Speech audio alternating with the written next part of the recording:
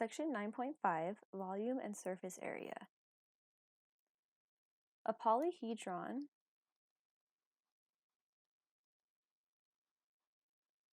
is a three-dimensional figure bounded on all sides by polygons. The simplest polyhedra are rectangular solids and cubes. Rectangular solids and cubes are bounded on all sides by rectangles or squares. Recall from section 8.2 that volume is measured in cubic units. Consider this rectangular solid over here on the right. This solid is 3 inches by 2 inches by 2 inches. Now, just like we did in section 2, let's try to fill this solid with smaller cubes that are 1 by 1 by 1. So if I have 3 inches across the bottom, then that means I can fit 3 of those 1-inch cubes across the bottom.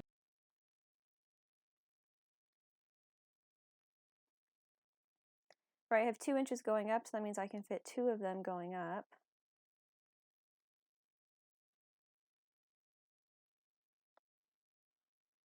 And these are three-dimensional, so they do go back. And on the side here, it's also 2 inches, so that means I can have 2 of these.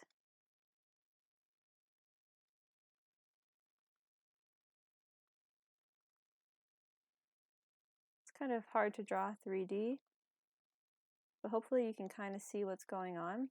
So we have 3 cubes across the bottom, and there's a depth of 2, so I have 2 going back.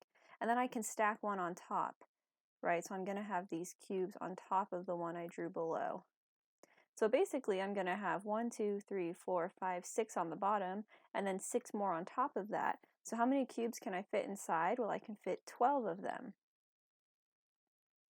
Or notice, if I look at the bottom again, I had 3 by 2, and I said I could fit 6. So it's like I multiplied 3 times 2. And then I did it again, because again I have 3 by 2 as I go up, because I can fit 2 layers of this. And I add them together to get 12. Or since I did this multiplication twice, right, I can just do 2 times 3 times 2. What about if this was a 4 by 5 by 3? Well, if it was 4 by 5, that means I can fit 4 across the bottom, and I can have 5 deep. So 4 by 5 means I'm going to have 20 of them. But then I'm going to have 3 layers of this, because I'm going to go up 3. So I'll have 20, 20, 20, which is 60 of those cubes. Or notice what I really did was I multiplied the length of the bottom, which was 4, by the depth or the width, which was 5, by how many layers I had, which was in our case our height, and that gives me back the number of cubes that I'm going to have. So how many 1 by 1 by 1 inch cubes fit in an L by W by H rectangular solid? So now I just have like a generic rectangular solid where this length in the front is L, the width going back is W, and the height is H. Well, again, I would just multiply the length times the width times the height. So how many cubes could I fit? I could fit L times W times H cubes. And remember, L, W, and H will eventually be numbers, so that'll make a little bit more sense, just like in the cases we had above. So volume formulas for rectangular solids and cubes. The volume of a rectangular solid is the product of the length, the width, and the height. So the volume is equal to L times W times H. Notice that L times W, or length times width, is the same thing we found when we did the area of a rectangle. So really what we're doing is we're finding the area of the base and then just multiplying it by the height. Or when we were talking about layering cubes, it's like finding the number of cubes that can fit across the base and then multiplying by how many layers you're going to need of that. The volume of a cube is found the same way, but since all of the sides are equal, it's really like you're just multiplying side times side times side. Or since I have 3 of those, you can just write it as s to power 3. Again, a cube and a rectangular solid are the same thing. The cube just happens to have all sides that are the same length. So if you want to just remember the length times width times height formula, that's totally fine. It'll still work for the cube. It'll just be that all of the numbers, L, W, and H, happen to be the same. Exercise 1. Find the volume of the rectangular solid. Why don't you try this one on your own and then come back and check your work.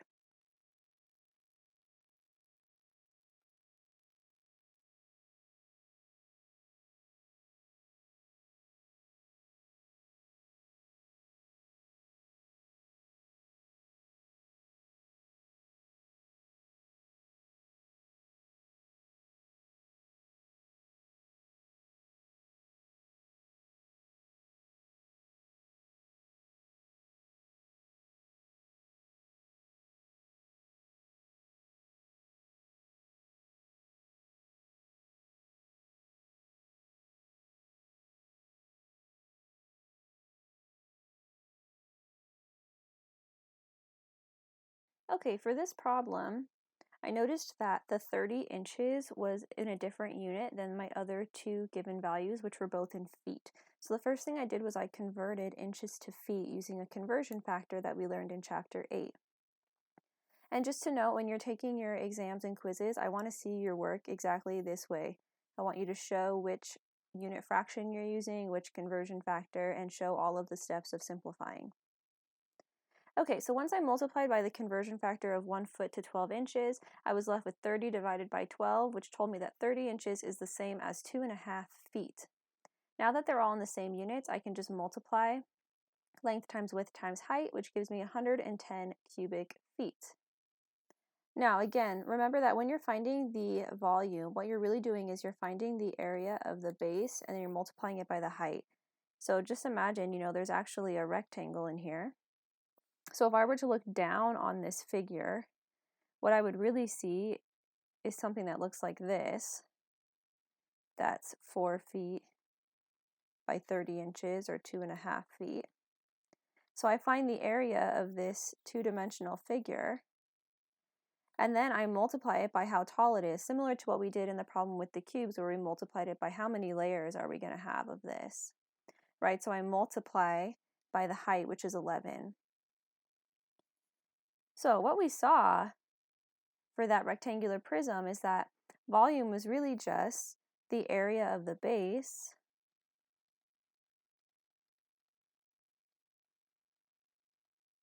times the height. And the exact same thing will work if we're trying to find the volume of a cylinder. So let's draw a cylinder.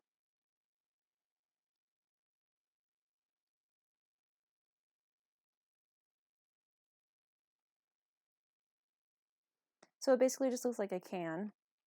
If I'm looking at this cylinder, all I need to do is find the area of the base and then multiply it by how tall the cylinder is. So here's our height. But if I look straight down at this object, so if I looked from here and I looked down, what I would see for my base is just a circle, right? Imagine looking at a soda can. If you look straight down at it, the bottom of that can would look like a circle. And the area of a circle is pi r squared.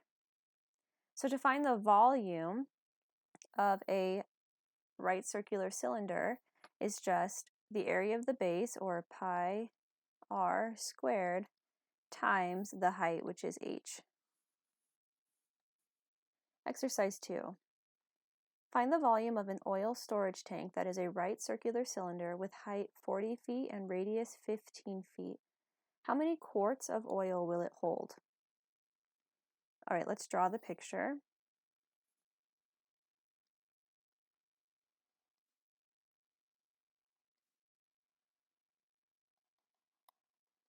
Okay, so here's our right circular cylinder. We know that this is 40 feet tall, as well as having a radius of 15 feet. Try on your own to find the volume of this figure. We just found that the volume of a right circular cylinder is pi r squared times the height, and you're given your radius and your height, so you can find the volume. And then once you find the volume, go back to what you learned in Chapter 8 and convert that value into quarts using this given conversion factor. Pause the video, try this on your own, and then when you're finished, come back and check your answer.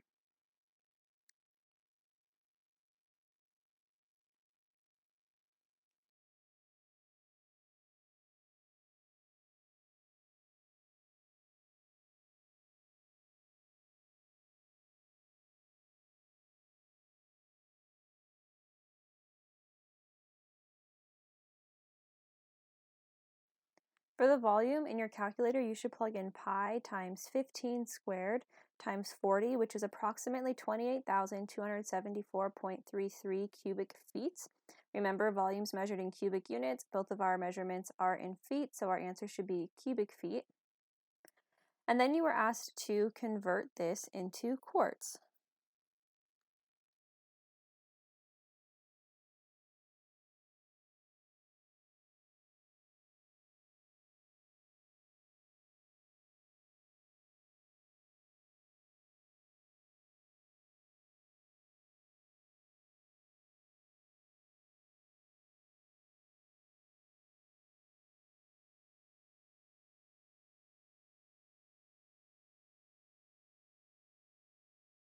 So utilizing the given conversion, which is that 1 cubic foot is 29.9 quarts, I set up a conversion factor with the cubic feet on the bottom because I currently have cubic feet in my numerator, so I need my other one in the denominator so that they'll simplify, leaving me with the units I want, which is quarts.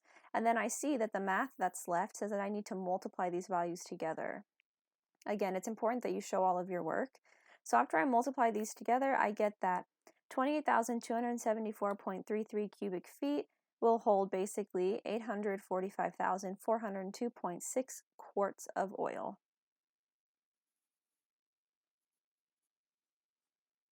The volume formula for a pyramid. A pyramid is a polyhedron whose base is a polygon and sides are triangles. Since the base can be any polygon, we're going to let capital B represent the area of the base. And then the volume of a pyramid will be 1/3 times the area of the base times the height. The volume formula for a right circular cone. The right circular cone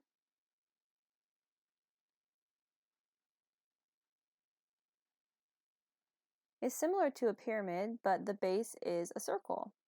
So the area of the base here is always pi r squared. Therefore, the volume for the right circular cone will be 1/3 times the area of the base, or pi r squared, times the height.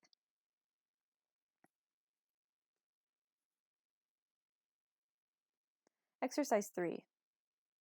The Egyptian pyramids have square bases with the following dimensions. The Pyramid of Khufu has length of the side of the base being 230 meters and a height of 138 meters. The Pyramid of Khafra has a length of the side of the base being 215 meters and a height of 136 meters. And the Pyramid of Menkaure has a length of the side of the base 104 meters and a height of 66 meters. And we want to find the volume of each pyramid. Now it says that these pyramids have square bases. So our capital B, or the area of the base, will be the same as the area of a square, which is just the side squared. So our volume formula, 1/3 BH. Let's start with Khufu. The area of its base is going to be the length of the side of the base times the length of the side of the base. So 230 times 230 is 52,900 square meters.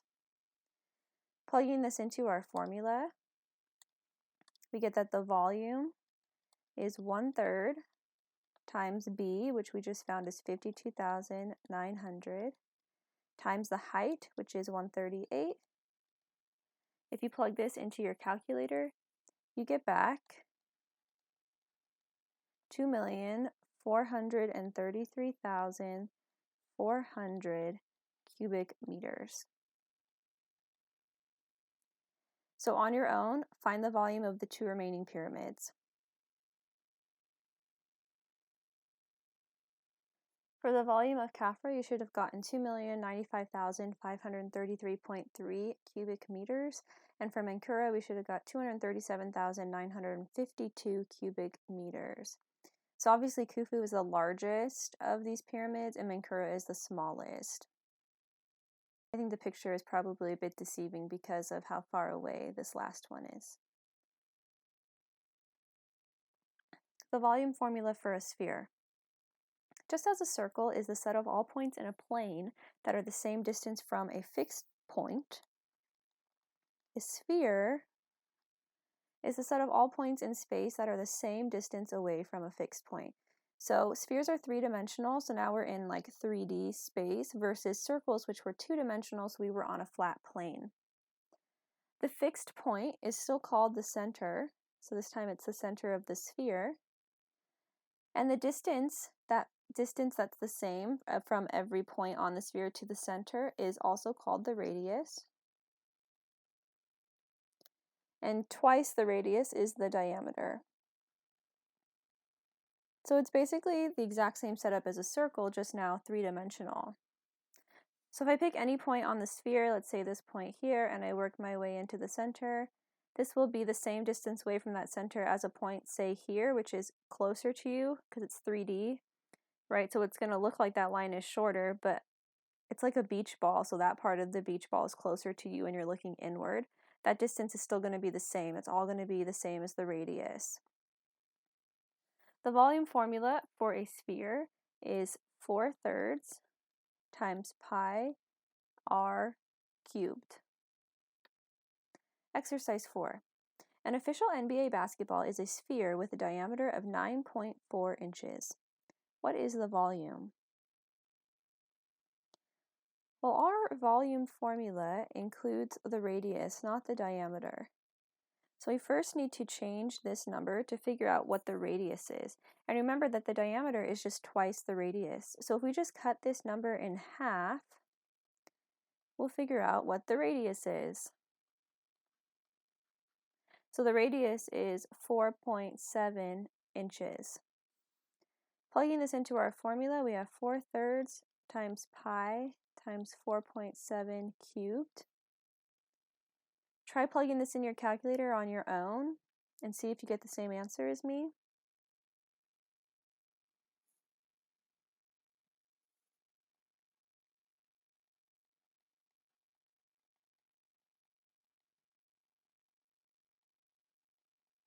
And you should end up with approximately 435 cubic inches for the volume of the basketball.